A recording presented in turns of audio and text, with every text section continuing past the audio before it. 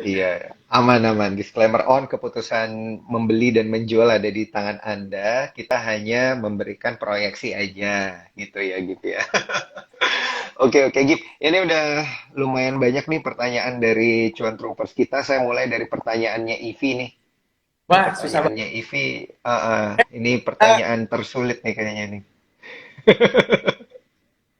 Benar-benar itu satu. Nah, ini China yang sekarang less restriktif dan dampaknya ke emerging market, especially Indo. Less restriktif itu terkait dengan zero COVID policy-nya mereka. Kita juga kemarin ada PPKM level 1 lagi katanya yang diperketat gitu ya, karena angkanya meningkat, tapi kayaknya pasar kita itu sudah price in gitu ya, sudah kurang memperhatikan hal tersebut. Ya, tapi pendapat Gibran gimana nih?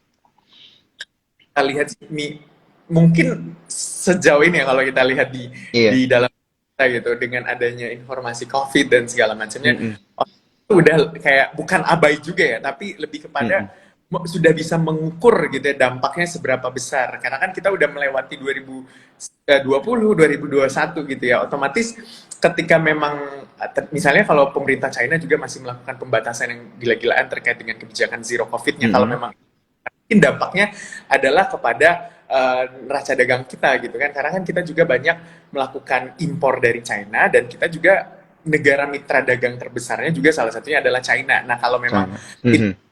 oleh China, otomatis industri manufaktur kita dalam negeri kita ini yang akan terdampak juga gitu kan, apalagi dengan impor barang baku yang cukup besar juga dari China dan kita juga ekspor uh, produk-produk Indonesia itu juga banyak ke China, mungkin yang akan terganggu adalah kalau saya melihat sih sektor manufakturnya. Jadi, tapi kalau kita berkaca dengan apa yang dilakukan sama pemerintah Indonesia, itu kan benar-benar extraordinary banget kan. Kalau misalnya negara mitra dagang yang satunya tertutup atau tidak bisa dilakukan tidak maksimal gitu ya untuk trade-nya, dia kan akan benar-benar mencari pasar baru gitu, mencari mitra dagang yang strategis atau bisa menutupi, minimal bisa menutupi. Tapi walaupun kita tahu bahwa untuk menutupi trade kita dengan China itu nggak mungkin kan untuk mencari substitusinya kan karena gede banget gitu.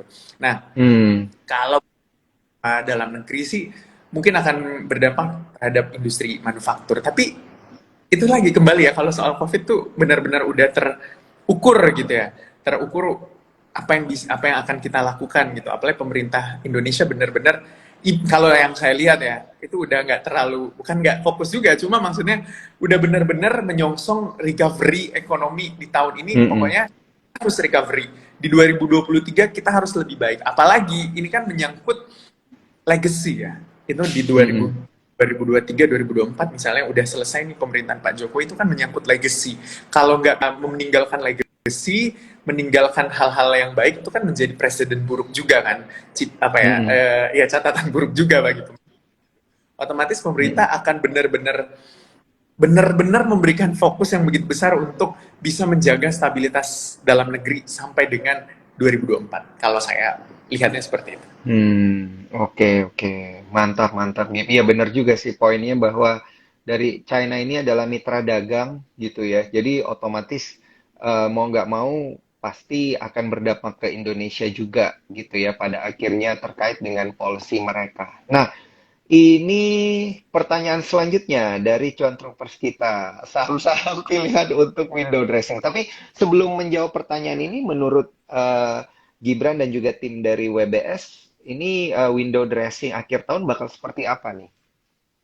Kalau dengan kondisi makro yang baik, terus juga ekonomi Amerika Serikat yang baik gitu ya, angka inflasinya juga baik, ya bisa aja terjadi window dressing di akhir tahun gitu kan. Karena yang selama ini dikhawatirkan oh, nggak akan ada nih window dress karena ada resesi.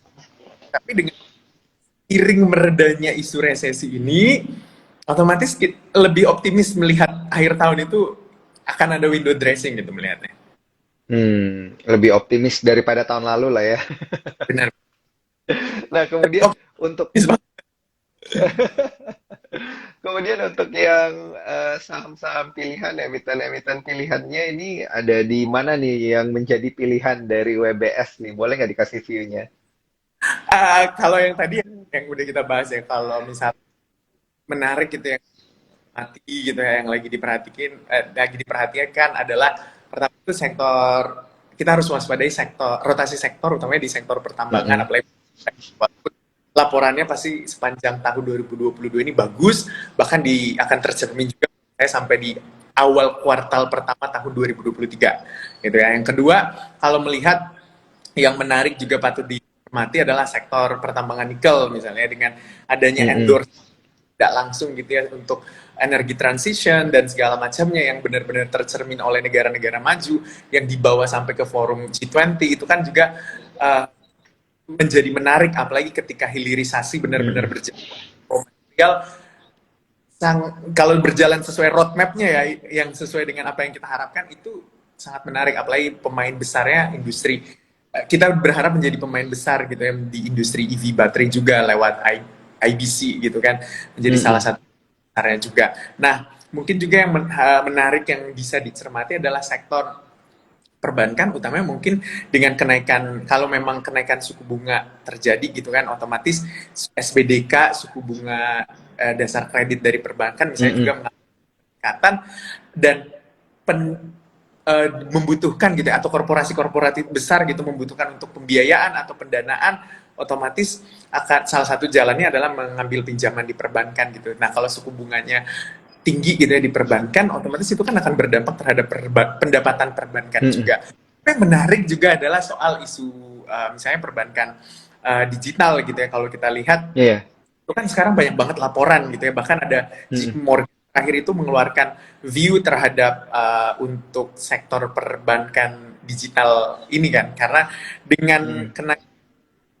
kenaikan suku bunga yang tinggi, terus juga uh, bisa menjadi peluang gitu ya bagi perbankan, utama mungkin kalau bank digital dengan kenaikan pinjaman di sektor-sektor yang benar-benar membutuhkan gitu ya, apalagi kebanyakan mungkin kalau bank digital itu kita lihat adalah bicara soal ekosistem, terus juga bicara soal pembiayaan yang masuk ke sektor UMKM, retail, itu kan benar-benar banyak banget ya, apalagi UMKM itu hampir 60%-an lebih ya, itu juga bertumbuh di Indonesia.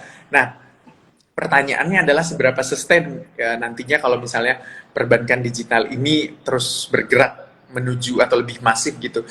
Iya, menjadi jawabannya adalah bagaimana perbankan digital ini bisa membangun ekosistem yang saling saling mendukung gitu kan. Karena kalau berdiri Mm-mm. sendiri pasti nggak bisa dong. Harus ada ekosistem yang besar juga. Walaupun sekarang banyak banget bank digital yang bermunculan, tapi saya yakin di 2023 itu nggak semuanya itu akan bertahan, atau ya mungkin seiring dengan berjalannya waktu gitu, perbankan digital itu yang kuat adalah yang bertahan dengan ekosistem besarnya gitu, yang didukung oleh ekosistem besarnya, seperti itu. Oke, oke, oke. Jadi untuk bank digital pun ini berarti yang menang adalah yang punya ekosistem ya, yang didukung oleh ekosistem. Nah, ini pas banget nih dengan pertanyaan dari Cuan Troopers kita, mana nih ya pertanyaannya. Nah, ini dia nih terkait bank digital nih. Gimana nih, Gim? Udah ada kan ini data-data red issue udah ada ya. Gimana? Tapi tanggapannya gimana ini dari tim WBS nih? Masih Kalau ini fresh banget. baru banget ya, ini kita baru dapat Heeh. tahuannya untuk red issue. Ini di Mm-mm. harga 50 ya per saham ya. Kalau saya Heeh. gitu ya. Sekarang berapa sih BBYB? Coba kita lihat. Tadi 920 kayaknya, 910, 920 kalau nggak salah. Mhm. Nah, ini kan sebenarnya isu lama banget ya untuk right issue ya. Karena udah di Mm-mm. bergembor dari awal tahun deh kalau saya nggak salah. Dari Bahkan awal tahun, betul. jadi salah satu pilihan dari skor sekuritas juga kan. Ini menjadi saham yang Mm-mm. kayak Topik kita. topiknya kan. Ini target price-nya Heeh. 230 kalau saya nggak salah di skor sekuritas itu, melihat bahwa berarti kalau skor sekuritas aja melihat bahwa ini menarik gitu kan, apalagi dengan adanya right issue yang semakin nyata di depan mata, kan selama ini Mm-mm. mungkin harganya turun melewati level support di ke bawah gitu kan sempat ke bawah juga, itu mungkin karena masih abu-abu nih, jadi nggak sih right issue ini, siapa nih yang bakal Mm-mm. beli atau bakal beli right issue-nya. Tapi dengan semakin nyatanya isu right issue-nya, keterbukaan informasi dari corporate action-nya BBYB, mungkin juga patut dilihat gitu ya dengan apa yang dilakukan oleh BBYB ini, karena menjadi salah satu yang menarik juga dengan ekosistem yang BBYB miliki gitu kan. Kalau kita lihat dengan Mm-mm. pembiayaannya ke yang retail-retail kecil gitu kan, kalau kita Mm-mm. lihat untuk Mm-mm. BBYB. Terus juga mungkin head to headnya juga bisa saya katakan dengan Bang Jago sama ya Alobank misalnya, kalau misalnya dia Mm-mm. karena kan Alobank itu ditopang dengan ekosistem yang besar juga kalau kita lihat ya, dengan Mm-mm. retail lah, media dan segala macamnya. Tapi dengan BBYB fokus terhadap UMKM juga atau sektor retail yang kecil-kecil itu yang cukup menarik.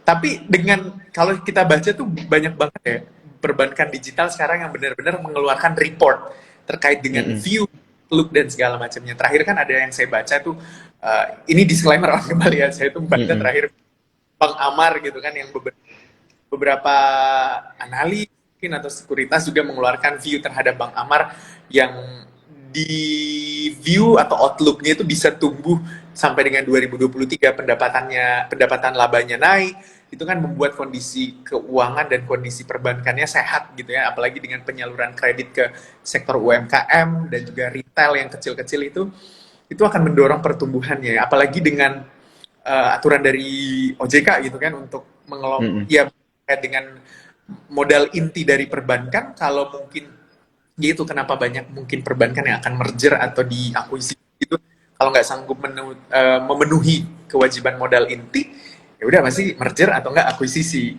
gitu. Mantap. Ini berarti untuk red issue BBYB di harga 650, sama kalau boleh nambahin itu rasionya kan 18/5 gitu ya kalau nggak salah ya Gip ya. Itu Benar. berarti dari 18 lembar saham dapat 5 lembar saham. Jadi kita buletin aja 18 lot dapat 5 lot gitu ya. Ya. Kurang kurang lebih gitu. Nah, jadi mau tebus apa enggak ini disclaimer on ya.